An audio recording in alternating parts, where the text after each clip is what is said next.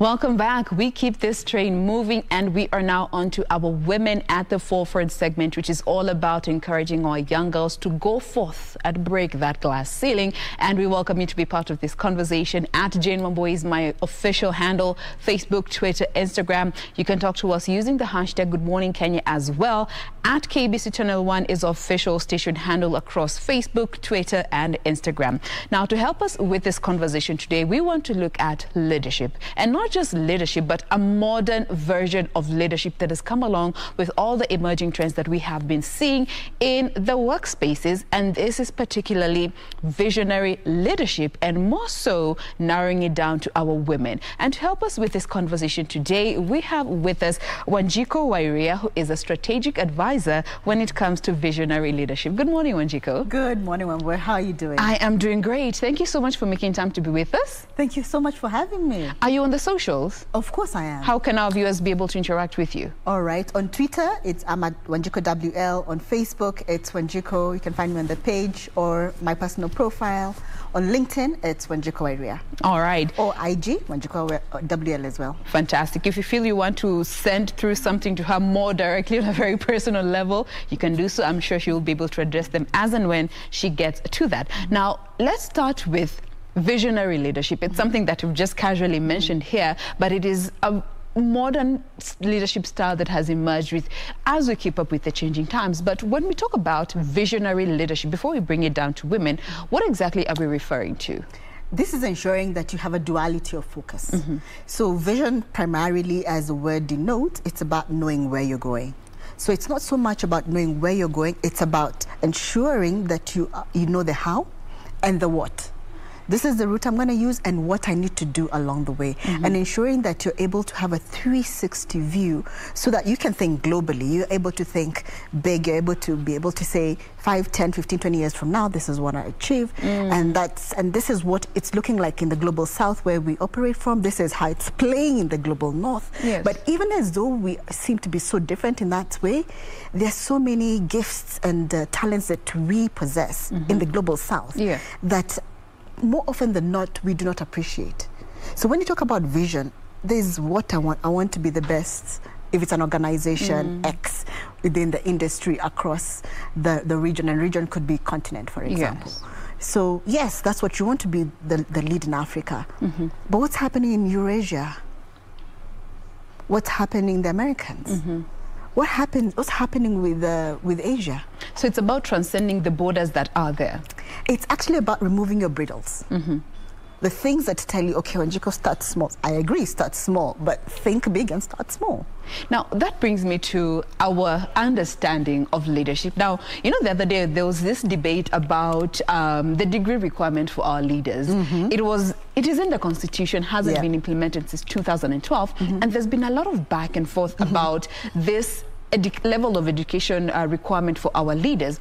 And some were saying, depending on the office that you hold as a leader, then the degree is a must. But looking at the smaller positions, MCA, somebody like that doesn't need a degree to be able to execute their responsibilities. And that brings me to, what is our understanding of leadership? Is it just someone who is famous, who can talk to the people and excite the people, and it doesn't go beyond that?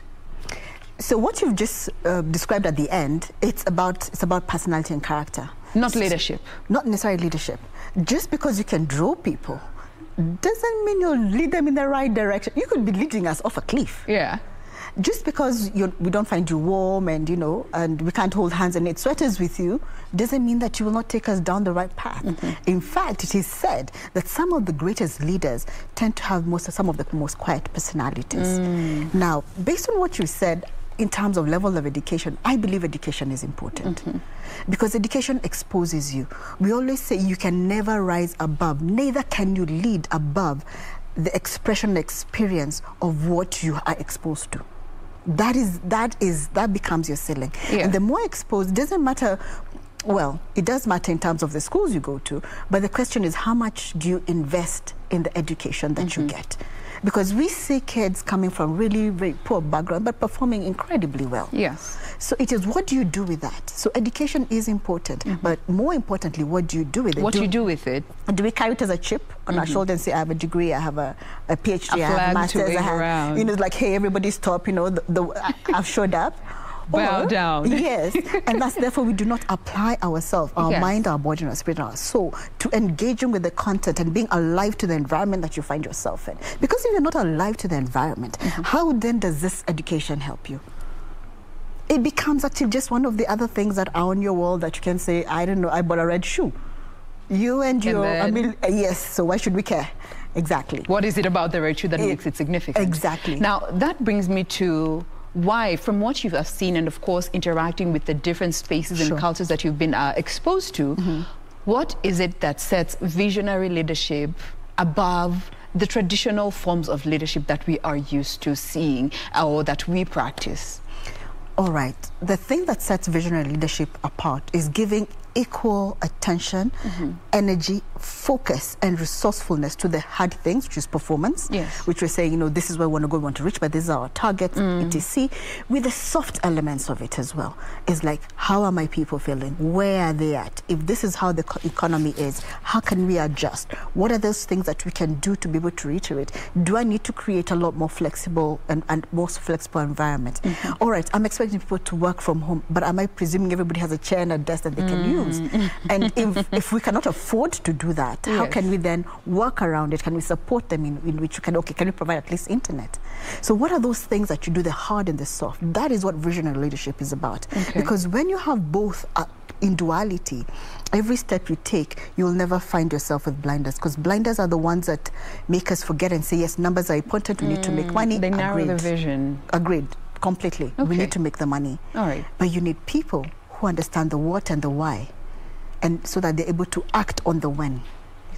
All right. Now that brings me to now the role of women in the space of leadership. We are gladly so in a time where we are seeing more and more women coming up in the leadership space, in our political space, but it's still wanting. What is it about women and leadership that you find is a struggle for a society to accept?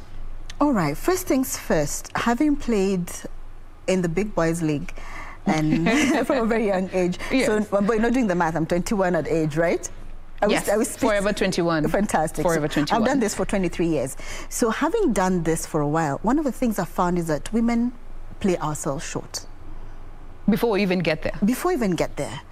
And it's probably because of our culture, our upbringing, our socialization, that you must get everything right. You must have 100% correct before you can even think of stepping up into the door. A good example is when roles come up. Yes. Usually ladies, women will wait until they have 100% of the requirements before they apply. But our counterparts on the other side, on this side, we're talking a binary gender, on the other side, they're like, what? This looks like me, I'm going for it. Figure it out when you get there. Whether they get the interview or not is a whole new story. If they get it, they'll figure it out. So that's the first thing, we sell ourselves short.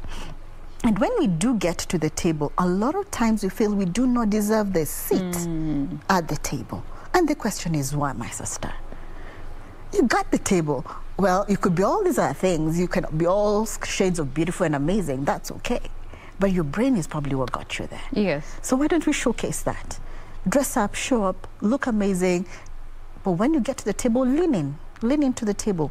If you don't cower away. Don't cower away. Don't look for the farthest seat, you know, or be the one serving water, because then we did have that example. One of our guests, she was in a space in a boardroom meeting, and tea was brought to the table, and one of the other board members asked her to serve the rest of the gentlemen that tea. Yes, and she refused. And the fact that it is so stereotypical, even in those grand offices, that, you know, for some of us might not really understand what goes on in there. And that brings me to some of these issues that influence our role as women in the leadership space, and consequently, visionary leadership. And I want us to talk about emotional intelligence, and that high emotional intelligence, which is something that has been used against women, and especially in the workspaces. When you are speaking against something, you're told you're being emotional about it, and yet it's very logical, and it is essential for such positions. High emotional intelligence in line with visionary leadership. That's a pet topic of mine, but definitely a very hot button issue. Yes. Because yes, a lot of the times when you speak up, it will always be like, no, that was unnecessary emotional. I'm like, all right. So was it emotional because of the content? Was it emotional because of the tone? Was it emotional because you didn't like what was being said? Yes. So two things come to mind every time we talk about high emotional intelligence and matters, passion, emotion, because then those can be used intermittently. When you are clear and certain about the outcome that you want, but you're not vested in how it is received or engaged with, then what people hear as the emotion is pulled away. Communication. Most importantly, it's about how we check ourselves. Because a lot of times when we react, and this is both male and female, on a certain situation, circumstance, etc., it's purely based on two things: our past experiences, our hopes and dreams, but even more importantly, it is how we want the outcome to be currently. Now, that being said and done, if I am so highly vested that I want this decision to go this way, I am bound to have an overflow of personal emotion into it. And that is where we hear the noise, we don't hear what you're saying. So when you're in a space when you have to have a conversation about a business discussion, it may not be comfortable, and you need to call something out. How about being clear about the objective, the outcome, but also releasing your connection to it? That way, you also hear what other people are saying. I always say, personal vestedness puts earplugs in our ears, so you can never hear what anybody else is saying about everything else. So when it comes down to us as women, we are blessed with something called intuition, and we underrate it. Even in the boardroom, even in that meeting where things are really going A-shaped, something tells you, Wanjiku, on this one, dial it down. Listen to your intuition. When it says on this one, go for it. Listen to it. When this one says, ask a question differently, because you have the experience, you have the exposure, you have the understanding, and you're able to have a series of conversations within your mind, even as you're paying attention to what's going on. So the same thing happens when we show up. And this is how you continuously build emotional intelligence. The other thing is to be open to feedback. And be very acutely aware on what you're good at, what you're strong at, and what you need to grow at. All right. So it is a fact that emotions can be used against you, regardless of whatever space you are in or whatever idea you're presenting. So learn, and this is to just protect yourself, detach yourself from your feelings and the idea and just present the idea. And be open to whatever criticism that may come. Exactly. Because I've learned, when I look back at some of my greatest, the people I've worked with greatest have not been the easiest to work with. But they're the ones who have grown with the most. The people who don't have filters, they're like, it's like, that was a total waste of time. It's like, okay. So I learned to ask, all right, how would this have been better? And without feeling offended. Well, you can always, you can always go and deal with it. You can go and deal with the emotion, but park it for a minute. Doesn't mean you don't deal with it, because when you bottle it, it shows up at the wrong time. Park it for a minute, listen to the feedback, then go process the information and pick up on the feedback and act on it, that which you feel is best. All right. Now, that brings me to the next aspect, and this is culture. And I love the fact that you've been able to interact with different cultures, different settings that involve both men and women in the business and professional space. In the African culture, women are supposed to be seen and not be heard. And as we are moving, again, gladly so, times are changing, and that narrative is slowly but surely changing. How is culture playing out when it comes to women's role, or rather taking up the space in the leadership arena? All right. Culture still has, the biases are real. And I've been around for a while. And yes, you will walk into a space, and because you look a certain way, somebody will ask, who brought this child into this room? Imagine that. So you have two options: get offended and walk out, or turn it around and use it as an icebreaker. It's like, actually, how old do you guys all think I am? And then we have the conversation. I promise you, 3 minutes, everybody's laughing and dying, or they're like, oh, like, for real? Okay, we must listen to this person. Or Because they probably feel that you need to be a certain way or package in a certain way. We may not give you the big job that you pitched for. Let's start you at the bottom. And the folly is when you're given that role that you did not plan for or much lower than what you wanted, we don't bring our A game. But first of all, you feel offended. There you go. But what about this? Consider this. What if you brought your A game to that small teachable role? moment? Yes, there you go. What if you showed up 100% of who you are with your brilliance and your excellence? What happens, it takes a very short time for that to go up. Now, culturally also, we must also be sensitive to the fact that it could be even religious biases. It could be in certain cultures, certain things don't happen. There's so many things. You need to be acutely alive to those so that you remain respectful. However, it does not box you nor minimize you. So if you go to a culture that they don't shake hands and you're insisting on shaking hands, or men and women don't sit across from each other, and it's almost seen as offensive, it doesn't matter what you do. They will probably not listen to you. Yes. So how about being alive? And this comes back to being, how do you do your research? How do you build your personal organization and how do you map your personal organization health as an individual? Because if you look at yourself as an organization and map yourself in terms of aspire, where am I going? What do I need to ensure that I have planned? How do I architect those things? All the way to how do I advance? If you look at yourself as an organization and map yourself that way, in every space you go in, you'll just have to make small adjustments in that space. And culturally, you'll be able to thrive. And once they begin to engage with you, they start to make provisions for you and accept you as you are. Yeah. Due diligence comes into play here. Yes. Now, that brings me to the next aspect, and this is especially for women who are in executive positions, high up the chain, and coaching and mentorship and training is not something that most leaders like accepting, especially in the public space. We want to do it, but of course in private. Yes. Why is it important, and especially even for women? And I like the fact that you've given such examples of cultural differences that we might not be alive to, but may serve to our disservice. Why is it important, in as much as you have made it very high up the ladder in your career path? It's important to also get this mentorship and training and coaching to just help you stay there, because getting there is not a problem, but staying there is where a lot of us struggle with. Exactly. Looking at women specifically. This is what I have to say. I've had the privilege of coaching some of the really most amazing women in this country. And one of the things that I have come to accept about and learn from them is that every time you want to pivot, every time you want to take on a new role, anytime you want to grow, anytime you want to create more impact as a leader, three things must happen. One, you must always have a mirror that you can either see yourself, you need to be able to bounce things off somebody, and most importantly, you need to give someone permission to call you out. And this is where your coach, your executive trainer, or if you want to call them a mentor, come in. Because the three are very different. The training, the coaching, and the mentoring are very different. But you must be able to have somebody who can be able to get you to the next level.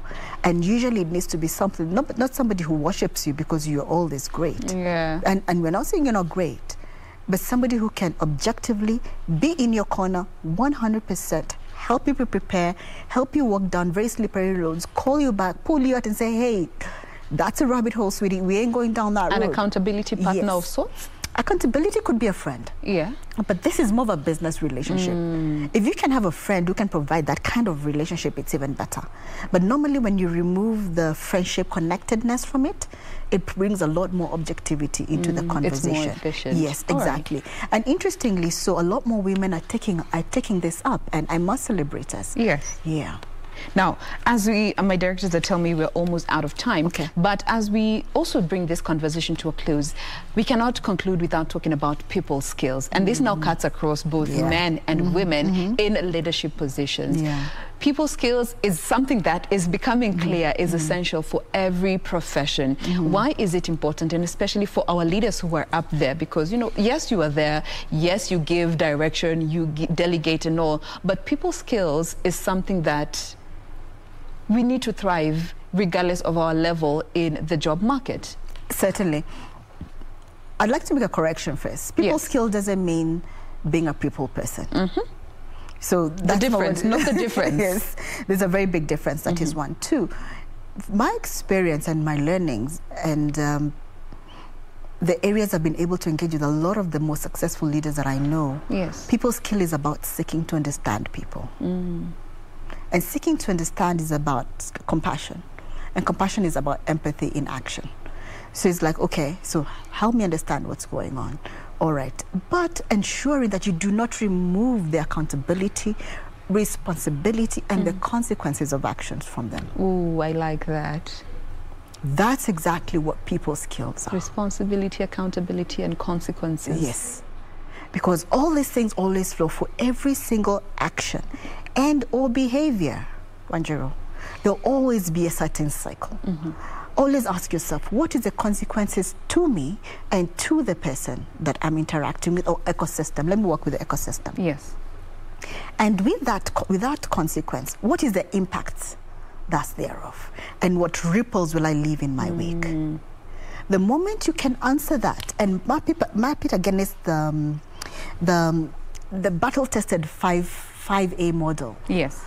I mean, we can probably always come back and talk about that because you say we're running out of time. Yeah. You always find yourself very grounded, very assured, but neither arrogant nor abrasive. And you do not have to change your personality to be people person. You are just fine the way you are. You're equipping yourself, Yes. not changing yourself. No. Because I No. think that's where most people get it wrong. You feel you have to change to adapt to different situations, as opposed to picking up new skills that will add on to who you are to fortify you. Certainly. Adaptability and agility are key. Yes. But that is about situational awareness. It's about being alive in your environment. It's like, okay, this one is about more listening than more directing. This one is about more directing. This is about collaboration. This is about cohesiveness. It's about being alive. It doesn't change who you are. Because the reason why you're great at what you do is because of who you are. Why would we want to change that? With. So how then do you find that delicate balance, understanding and learning to discern the situation, learning to understand that this situation requires me to put down this hat and put on this one. This situation requires me to take myself out of here and allow this other person to speak because they are better versed at this. Finding that balance. The integration of that is purely based on our coaching conversations. So hopefully that you can be able to find a great coach who does not worship you. And I must say, what they should not worship you. Yeah. They must, but somebody must who you respect and who respects you in return. So that when you map, because what we normally do is map talent. You sit down and we map you. Okay, Wanjiku, this is who you are. These are your greats, areas of challenges. These are the things that you need to build on. This is what you must leverage on. This is the things that you easily give, but this is where you can be taken advantage of. So we map you out. And these are your trippers. These are your traps. Just as much as you have a leverage, you also have things that trip you and things that trap you. So once you identify those things, then we can now start putting situations or work environments or social environments in that space. And then you can keep asking yourself, where is this? And you'll see it. The moment you map it, you see it. You'll be like, oh my goodness, when you look, where were you? How could we should have had this conversation 10 years ago? Yes, 10 years ago, but here we are now. Here we are, deal with it yes. now. And then how do we build on the experiences? Because most of us want to, kind of shy away from the things that went very wrong. Yes. No, let's go back from there. What are the learnings and how can we then be able to use those as building blocks of where you are? Usually coaching conversations help with that. The other thing is spending time with yourself. Please hang out with yourself. Take yourself on a date. Yes, hang out with yourself, because when you are by yourself with a little distraction, your brain, now this is a bit of neuroscience, your brain moves from a certain wavelength, like the way you move from one channel to another, your brain moves from one level to another and it dials down, and that is where your solutions lie. Do not be afraid of that space, because yes, a lot of, things come out of the woodworks, but even those, that means those need to be dealt with. All right. Yeah. I love the fact that you said we need to start looking at ourselves as organization. Yes. And as an organization, there are various departments. There's the finance, there's the HR, there is every different department, and once you get to figure out yourself, you will be able to know how to navigate these spaces, and you'll be able to thrive in whichever career space or path you choose to take.